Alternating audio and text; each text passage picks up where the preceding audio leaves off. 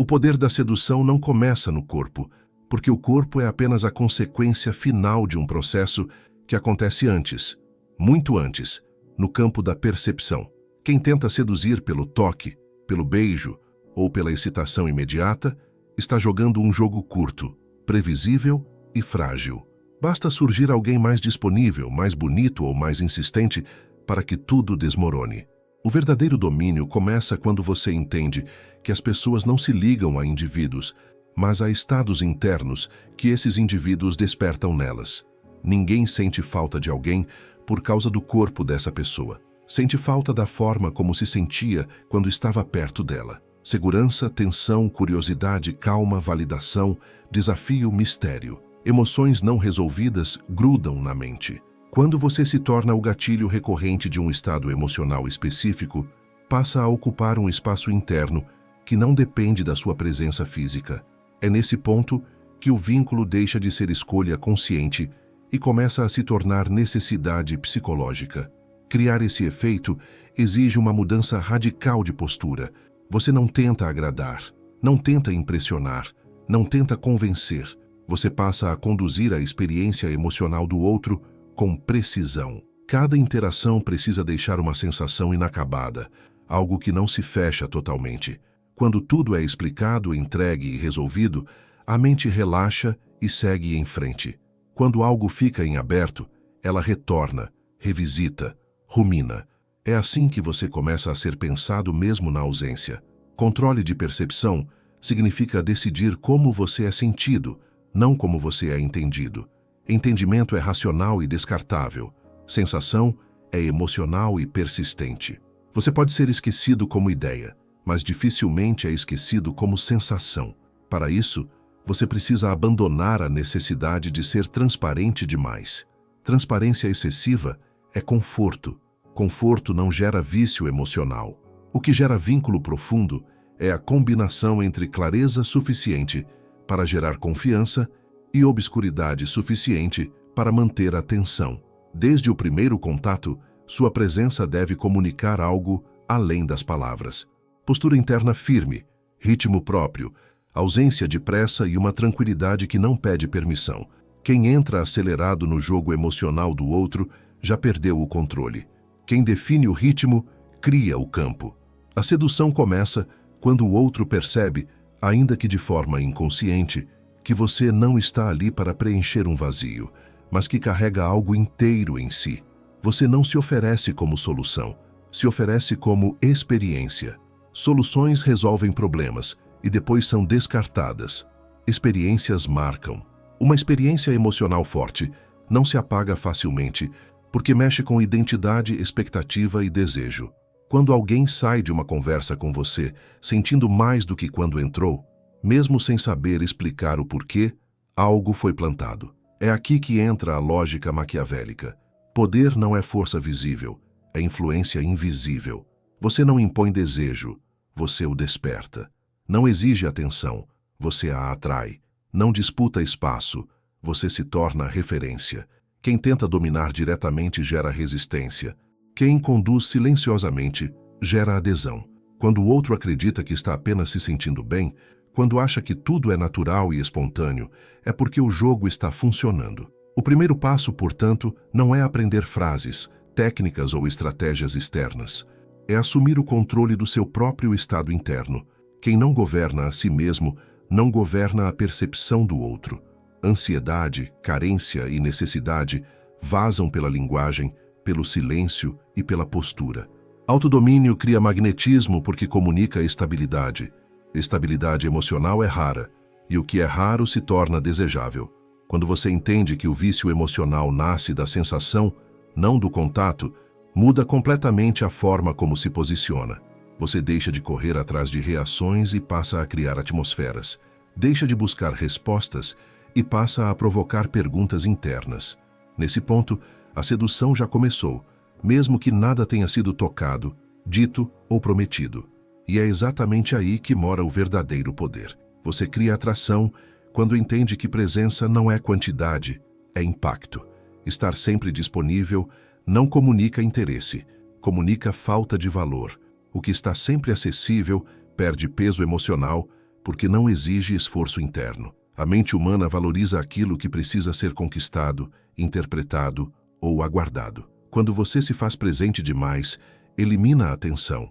E sem tensão, não há desejo que se sustente. Raridade não significa ausência fria ou desprezo artificial. Significa escolha consciente de quando aparecer e quando recuar. Você não reage automaticamente, não responde por reflexo, não se explica além do necessário. Cada interação passa a carregar um custo emocional implícito, atenção. E atenção é um recurso limitado. Quando você demonstra que administra a sua com critério, o outro começa a disputar espaço dentro dela. A expectativa nasce exatamente nesse intervalo entre o que foi entregue e o que foi retirado. Você aparece, cria conexão real, provoca uma sensação positiva e então sai de cena antes que isso se estabilize. Não por jogo infantil, mas por domínio de ritmo. Quando a experiência é interrompida no ponto certo, ela não se encerra, ela continua internamente. A conversa acaba, mas o efeito permanece. É nesse espaço que o pensamento começa a trabalhar sozinho. O erro comum é confundir interesse com insistência. Insistência sufoca. Interesse bem posicionado convida. Quando você não tenta prolongar excessivamente um momento bom, comunica que sua vida não gira em torno daquela interação. Isso cria assimetria. E a simetria é um dos motores centrais da atração. Quem tem mais opções internas não precisa provar nada. Quem prova demais demonstra escassez. A presença estratégica também redefine o valor do silêncio.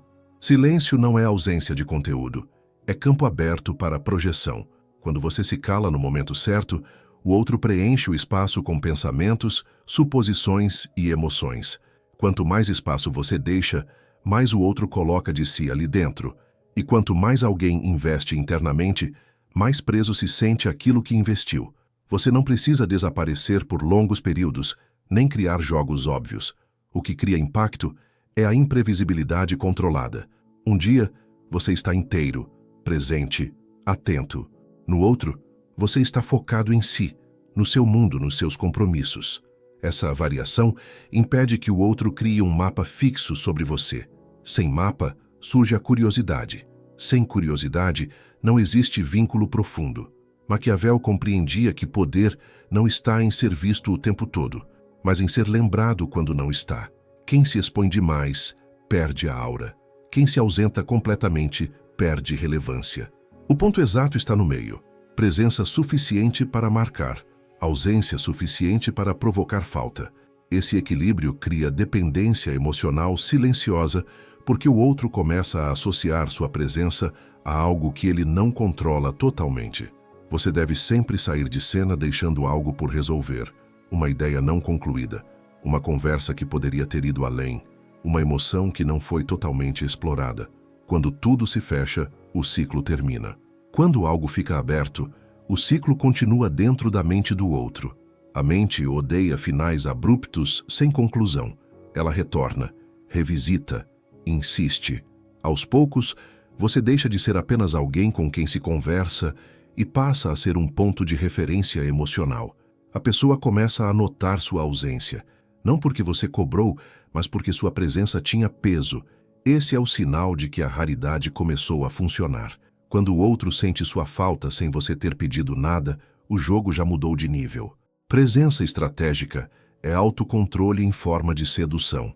É saber que nem tudo precisa ser dito, nem toda vontade precisa ser atendida, nem toda conexão precisa ser explorada até o limite. Quem entende isso, deixa de correr atrás do desejo e passa a ser o lugar onde o desejo se organiza. E quando você se torna esse lugar, o vício emocional começa a se formar de maneira natural, silenciosa e profunda. O vício emocional não nasce da constância, nasce da variação. A mente humana se adapta rapidamente a estímulos estáveis. Aquilo que é previsível perde impacto, mesmo quando é bom. Por isso, segurança absoluta gera conforto, mas conforto excessivo gera estagnação. Do outro lado, distância absoluta gera ruptura. O ponto de poder está no movimento entre esses dois polos. Proximidade suficiente para criar vínculo, ausência suficiente para ativar busca. A alternância emocional cria um estado de alerta interno. Quando você se aproxima, oferece atenção real, escuta profunda, presença inteira. Quando se afasta, não deixa explicações longas, não dramatiza, não pede permissão. Apenas retorna ao seu eixo. Essa oscilação impede que o outro relaxe completamente na relação. Não por medo, mas por expectativa. A expectativa mantém o sistema emocional ativo. O erro comum é acreditar que afeto contínuo gera apego. Na prática, ele gera acomodação. Quando tudo é dado, nada é valorizado. Quando tudo é retirado, nada é desejado. A alternância cria contraste. E contraste é o que dá forma à experiência. Sem contraste, a emoção se dilui. Com contraste, ela se fixa. Essa dinâmica atua diretamente no sistema de recompensa. O cérebro aprende a associar sua presença a momentos de intensidade emocional. Mas como essa presença não é constante, o cérebro entra em modo de busca. Ele começa a antecipar, relembrar, projetar. Não é você que está ali o tempo todo. É a imagem interna que o outro constrói de você. E essa imagem passa a agir sozinha. Importante entender, alternância não é punição, nem frieza estratégica. É naturalidade consciente. Você não se afasta para provocar dor, se afasta porque tem vida, direção e centro próprios. Essa diferença é crucial. Quando a alternância vem da carência, ela soa como jogo barato. Quando vem da autonomia, ela soa como valor. O outro sente isso, mesmo sem saber explicar. A proximidade deve ser qualitativa, não quantitativa. Pouco tempo, mas inteiro.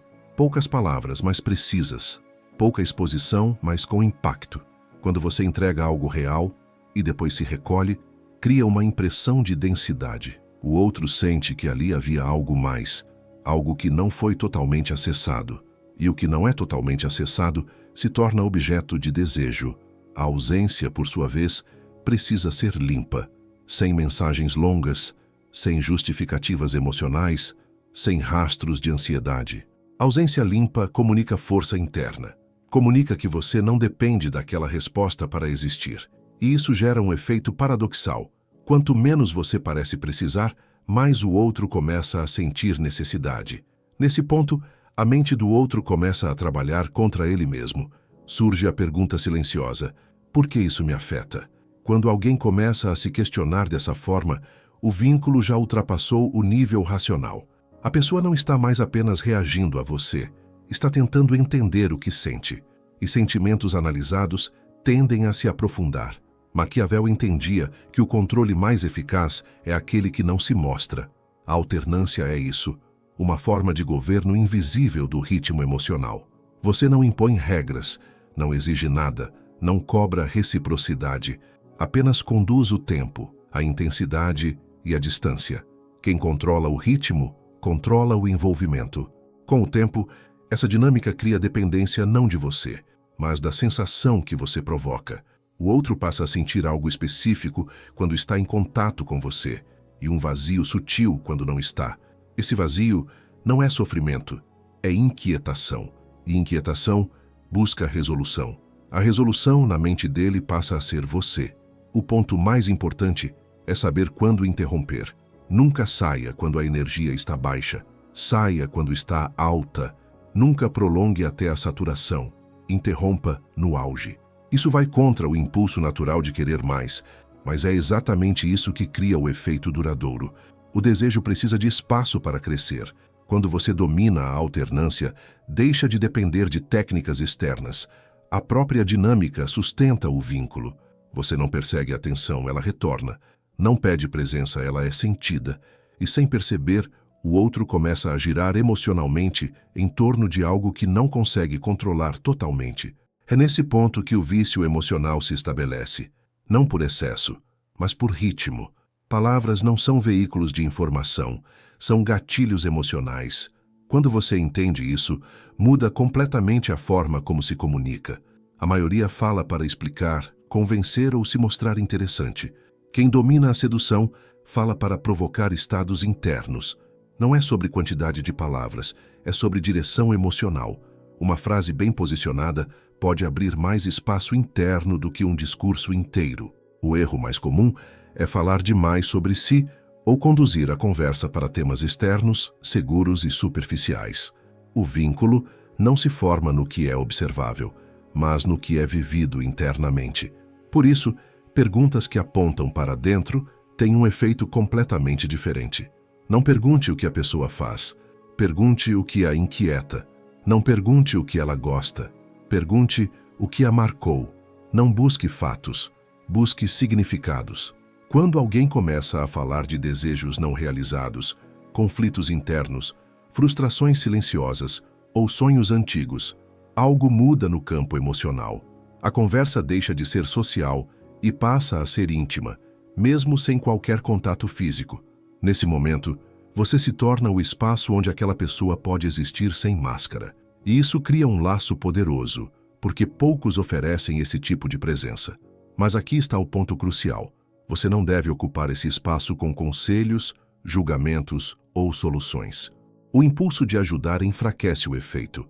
Quando você aconselha, se coloca acima. Quando você escuta, se torna referência. Escuta verdadeira não é responder rápido, é sustentar o silêncio sem ansiedade. O silêncio após uma revelação aprofunda mais do que qualquer frase inteligente.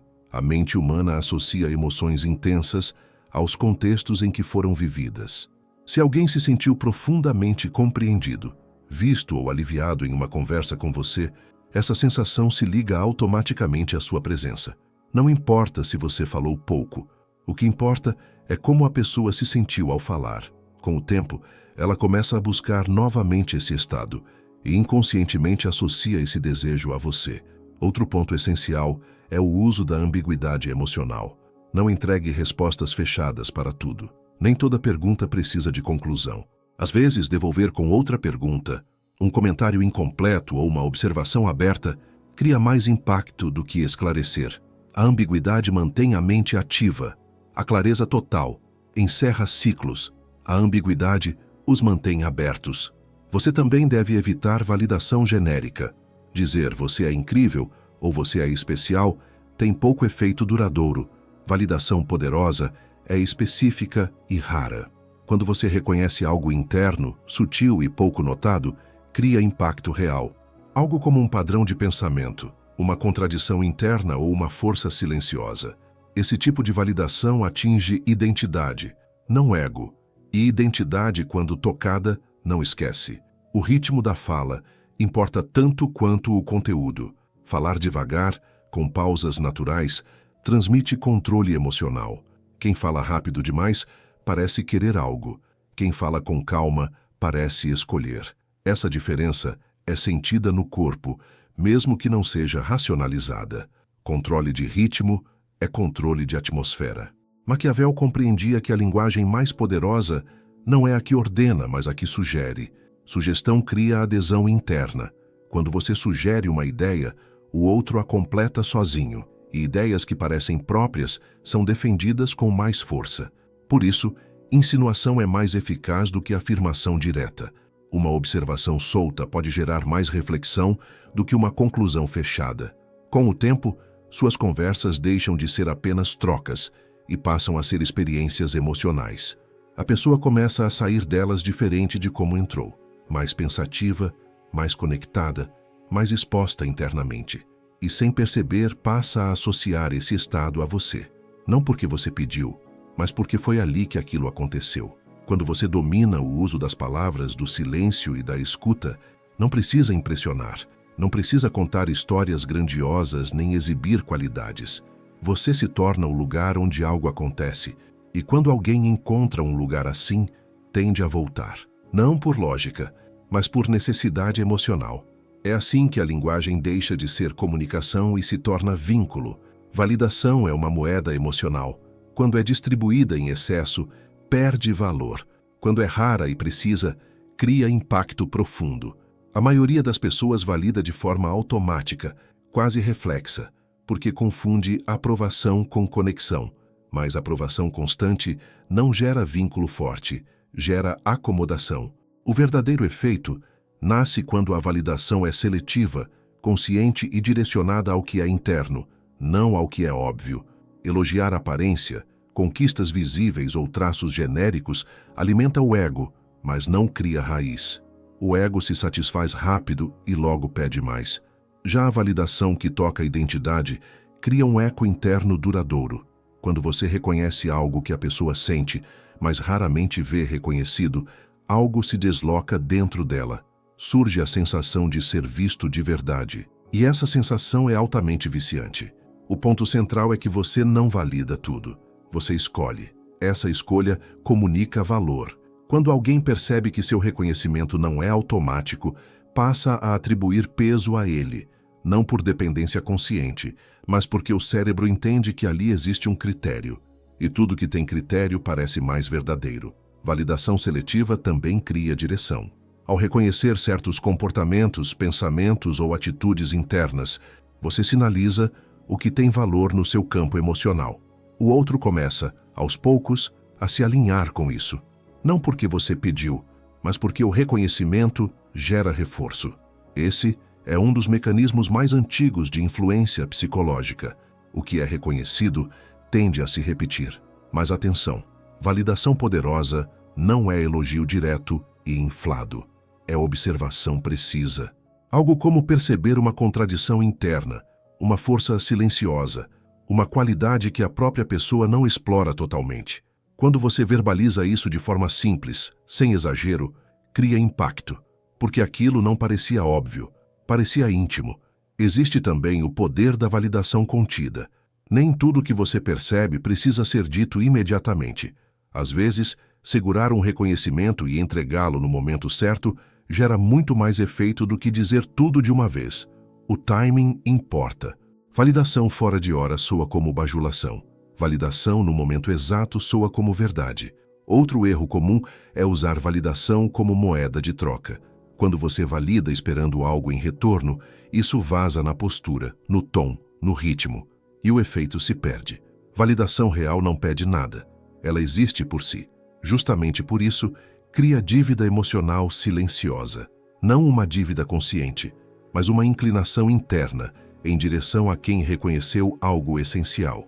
Também é importante entender o papel da retirada de validação. Não se trata de punir ou esfriar artificialmente, mas de não reforçar tudo. Quando certos comportamentos não recebem eco, tendem a perder força. Quando outros recebem atenção, tendem a crescer. Assim, sem dizer uma única regra, você influencia o campo emocional. Maquiavel compreendia que recompensas moldam mais do que ordens. Quem distribui reconhecimento molda comportamento. Mas o verdadeiro estrategista não recompensa o óbvio, recompensa o que quer cultivar. No campo da sedução emocional, isso significa reconhecer profundidade, autenticidade, coragem interna, e não carência, drama ou necessidade. Com o tempo, o outro começa a desejar aquele tipo específico de reconhecimento. Não elogios genéricos, mas o seu olhar, sua leitura, sua percepção.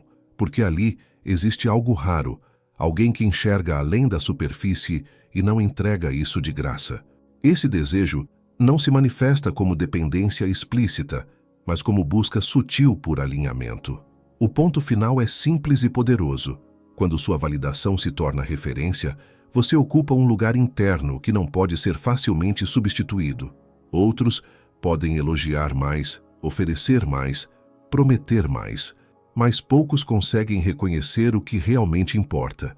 E quem toca a identidade, cria a marca. Quando você entende isso, para de inflar o ego alheio e começa a moldar conexão real. A validação deixa de ser um gesto social e passa a ser uma ferramenta de profundidade emocional. E profundidade, quando acessada, raramente é esquecida. Mistério não é esconder tudo, é revelar o suficiente para que a mente do outro comece a trabalhar sozinha. Quando você entrega a história inteira, encerra o ciclo emocional. Quando entrega fragmentos, cria continuidade interna. A sedução profunda não acontece no que é dito, mas no que fica pendente. O não dito tem mais peso do que a explicação completa, porque obriga a imaginação a entrar em cena. A maioria acredita que mistério é silêncio absoluto ou comportamento evasivo. Isso gera desconfiança, não atração. O mistério eficaz é narrativo. Você menciona experiências sem fechar o significado. Aponta vivências sem detalhar o desfecho. Deixa pistas sem mapa. A mente humana odeia lacunas e tenta preenchê-las.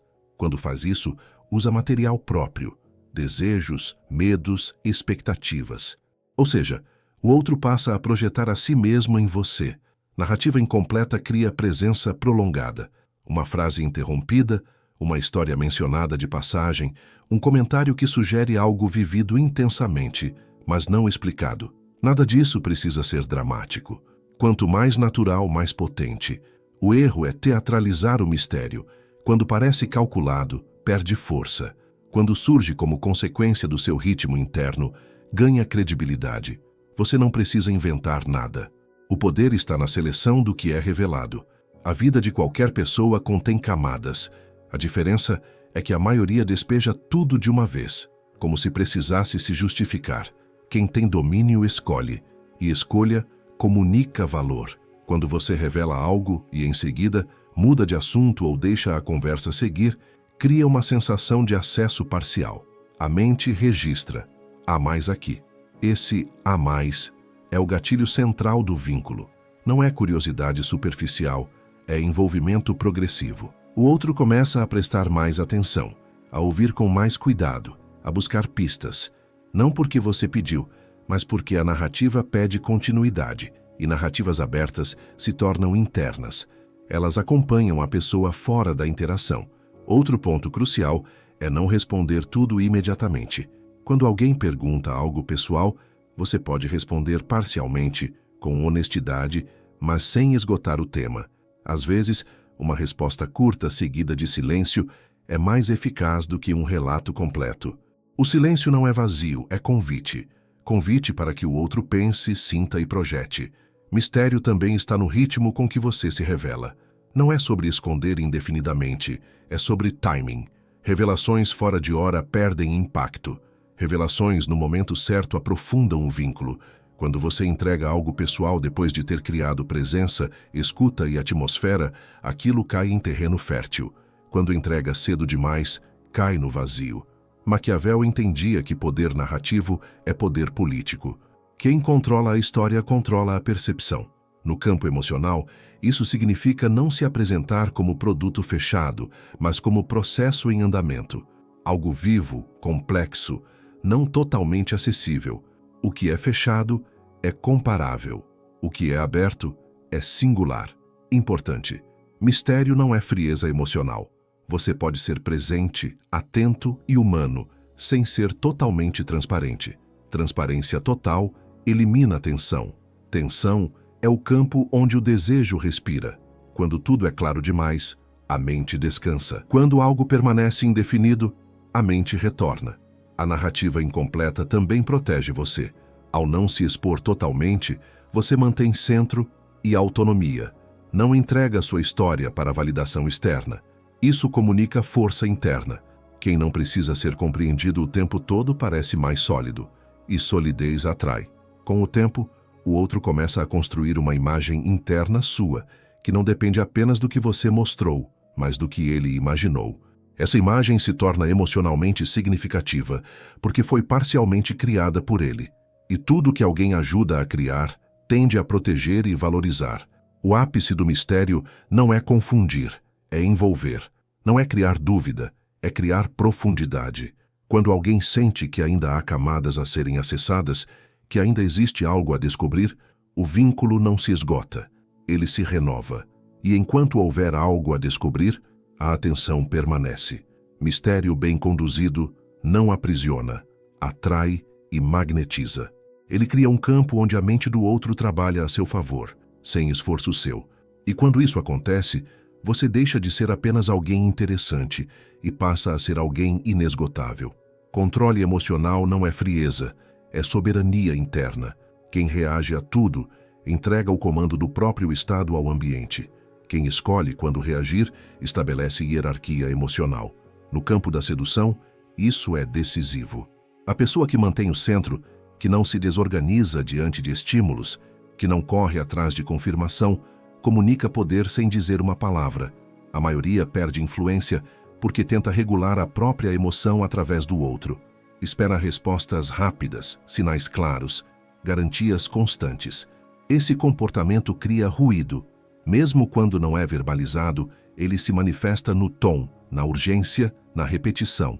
Emoção vazada denuncia necessidade. E necessidade quebra o encanto, porque desloca o eixo de controle. Autocontrole começa no ritmo. Quem responde imediatamente a tudo parece disponível demais. Quem demora de forma artificial parece jogar. O domínio está no tempo orgânico, não reativo. Você responde quando termina o que estava fazendo, quando decide responder, não quando a ansiedade pede. Isso não é estratégia externa, é disciplina interna. E disciplina interna é percebida como força. Outro ponto essencial é a capacidade de sustentar emoções sem tentar resolvê-las rapidamente. Silêncios, ambiguidades, momentos de tensão não precisam ser preenchidos. Quando você tenta aliviar tudo, comunica desconforto com a intensidade. Quando sustenta, comunica maturidade emocional. O outro sente que pode existir ali sem pressa, sem condução forçada.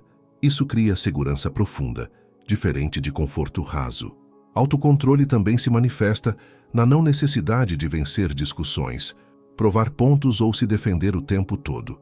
Quem se justifica demais se coloca em posição inferior. Nem toda interpretação precisa ser corrigida.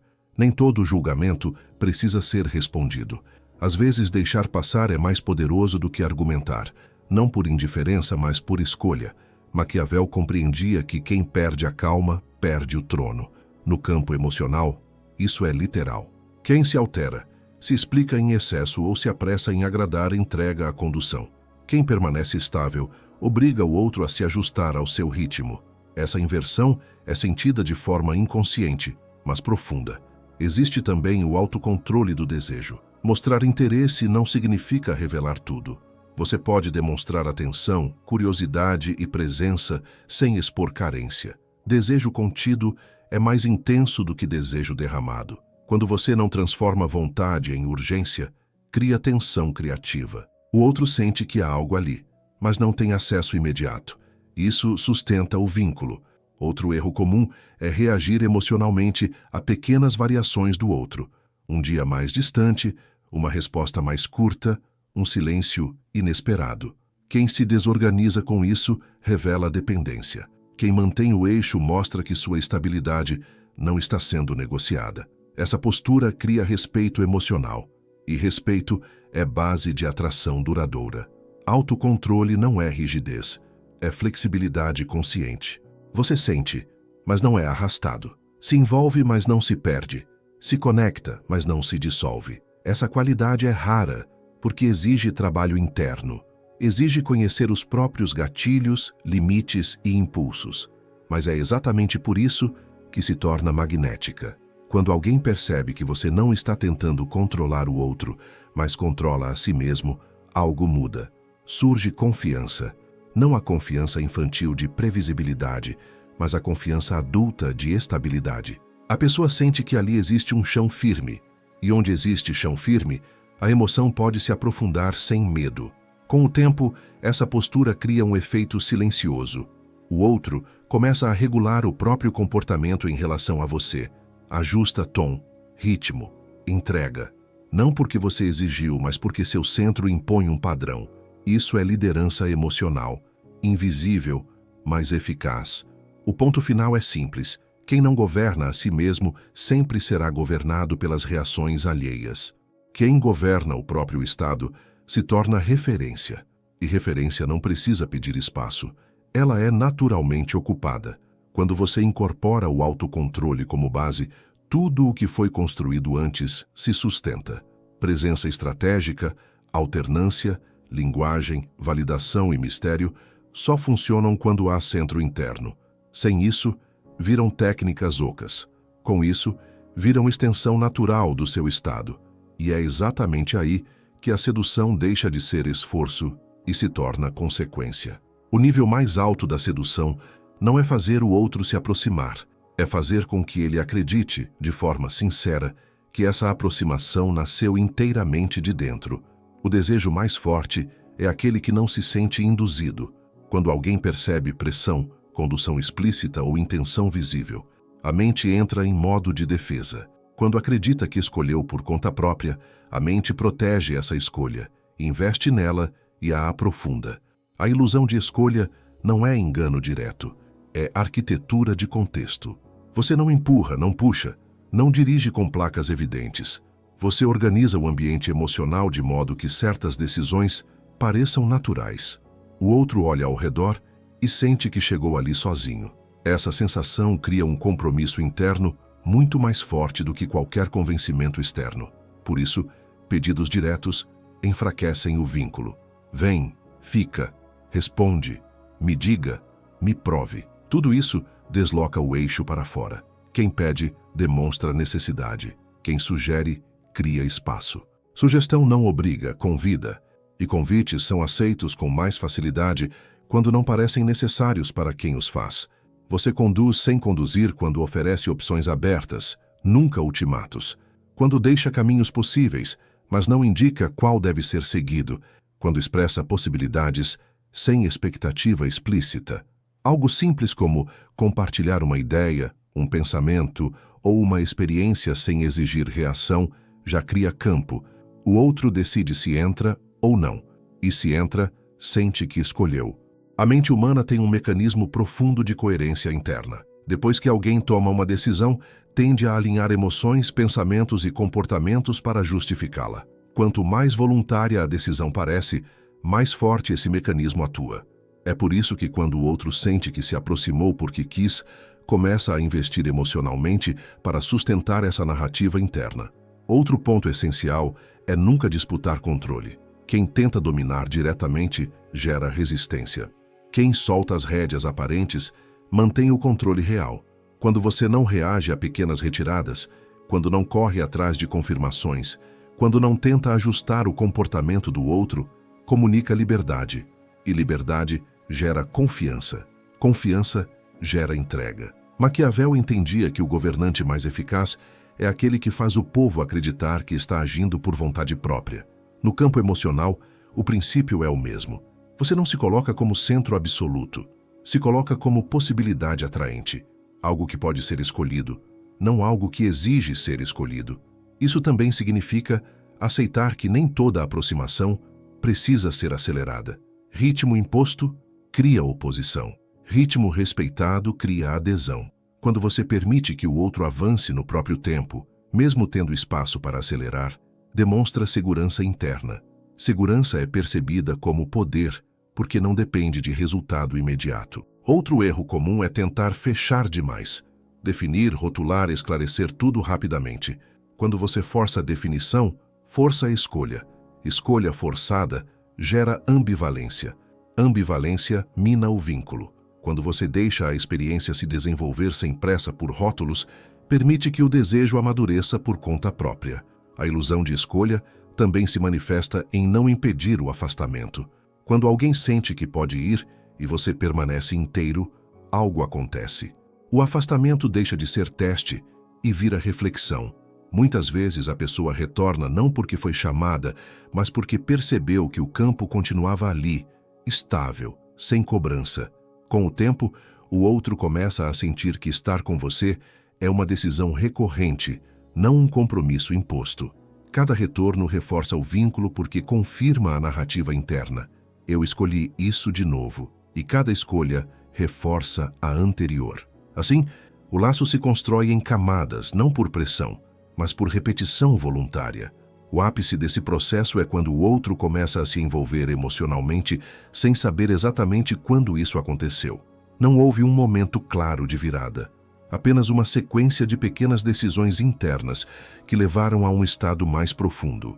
Esse tipo de envolvimento é estável, porque não se apoia em promessa, carência ou urgência. No final, o maior poder não está em ser desejado, mas em ser escolhido. Não uma vez, mas repetidamente.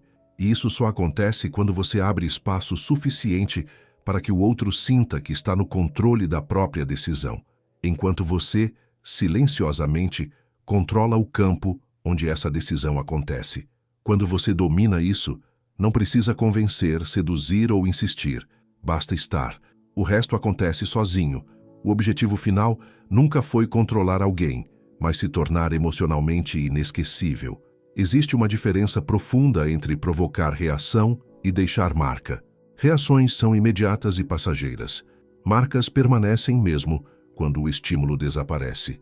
Quem entende isso para de buscar impacto rápido e passa a construir ressonância interna. E ressonância não depende de presença constante, contato físico ou validação explícita. Ser inesquecível emocionalmente é ocupar um lugar específico na memória afetiva do outro, não como excesso, não como trauma, não como confusão, mas como referência, uma sensação que não encontra réplica fácil, algo que não se apaga com novas experiências, porque não foi superficial. Quando alguém lembra de você, não lembra apenas de fatos ou cenas, lembra de como se sentia ao seu redor. Isso acontece quando todas as camadas anteriores se integram: presença estratégica, alternância, linguagem interna, validação seletiva, mistério, autocontrole e liberdade de escolha não são técnicas isoladas, são expressões de um mesmo eixo, domínio emocional próprio. Quem não tem eixo pode até provocar intensidade, mas não cria permanência. Intensidade sem eixo vira ruído. A maioria tenta ser lembrada por excesso de atenção, de mensagens, de promessas, de entrega. Esse excesso satura e, com o tempo, gera rejeição ou esquecimento defensivo. O cérebro aprende a se proteger do que invade demais. O inesquecível, paradoxalmente, é o que não invadiu, é o que respeitou limites, ritmo e espaço interno. Outro erro comum é tentar ser tudo: amigo, amante, salvador, guia, apoio constante. Isso dilui identidade emocional. Quando você tenta ocupar todos os papéis, não fixa nenhum. Ser inesquecível exige recorte. Uma assinatura emocional clara. Pode ser a sensação de profundidade, de calma, de desafio, de expansão interna. Não importa qual, desde que seja consistente. A memória emocional se fixa por contraste. Você se destaca não porque fez mais, mas porque fez diferente. Porque não reagiu como os outros, não falou como os outros, não precisou como os outros. Diferença sentida é mais poderosa do que diferença explicada. O outro não precisa entender por que você é marcante, basta sentir que é importante. Não tente garantir que será lembrado. A tentativa de garantir já revela apego ao resultado. Apego enfraquece presença. Quem está inteiro no agora não precisa assegurar o depois. E justamente por isso é lembrado. A memória emocional respeita quem não tentou dominá-la. Existe também o papel da retirada final. Saber encerrar ciclos, conversas ou fases sem drama, sem cobrança, sem fechamento excessivo. Encerramentos limpos deixam rastros mais fortes do que prolongamentos forçados. Quando algo termina sem desgaste, a lembrança permanece intacta. Quando se arrasta, a lembrança se contamina. Maquiavel entendia que o poder duradouro não está no confronto direto, mas na imagem que permanece após a ausência. Governantes caem, mas símbolos ficam. No campo emocional, o princípio é o mesmo. Você pode sair de cena e ainda assim permanecer presente internamente. Esse é o sinal de que o vínculo ultrapassou o nível consciente. Ser inesquecível também exige aceitar que nem todos irão se marcar por você. Tentativa de universalidade gera superficialidade. Profundidade acontece em poucos, mas de forma intensa. Quem aceita isso para de se adaptar demais e começa a se expressar com mais verdade interna. Verdade sentida é memorável. No fim, o maior sinal de que você se tornou inesquecível não é quando alguém fala de você, mas quando age a partir do que viveu com você. Quando muda padrões, expectativas ou escolhas sem que você esteja ali. Quando algo do que foi vivido continua operando. Isso não se cria com toque, beijo ou sexo. Isso se cria com presença interna. Quando você chega a esse ponto, a sedução deixa de ser uma busca externa e se torna uma consequência natural do seu estado. Você não precisa se anunciar, não precisa se afirmar, não precisa convencer. Sua marca já foi deixada, e quem a sentiu dificilmente confunde com outra coisa. Esse é o nível mais alto do jogo, quando você não precisa mais jogar.